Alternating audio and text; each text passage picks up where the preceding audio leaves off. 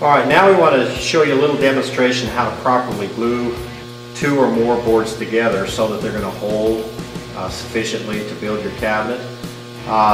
Two or three things that you need to be aware of. First of all, remember over on the joiner we jointed this edge here real smooth. They have to be really smooth and nice, and both boards so that you have a good wood-to-wood contact when you glue.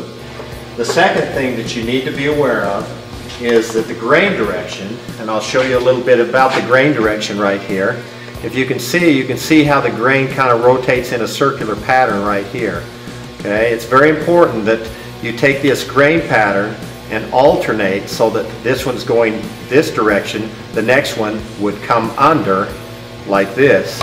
So it would come underneath there, and then you alternate one over, one under, one over, one under, so that the grain, as boards dry due to moisture content, they will not start to warp up.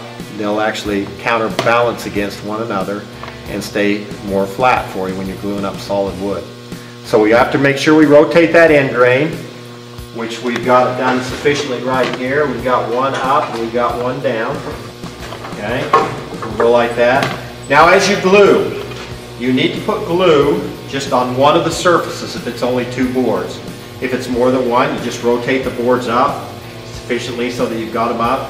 But in this case I've got two boards to glue, so all I do is put a good stream of glue on that edge, like that. Take my finger, and finger paint along there. So all that elementary finger painting you did now comes in handy. And then we're going to put that board down there and slide the other one in there. Take your clamps and slide them up tight right there. Make sure one edge is kind of close together. Again, it's longer than it needs to be, so that you only have to keep it close. We're going to square it up, and then just tighten your clamps just snug. They don't need to be really super tight, but snug.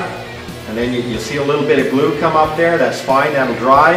And now you have a board that's glued up. And that will be as strong as any other part of the wood right there at that glue joint.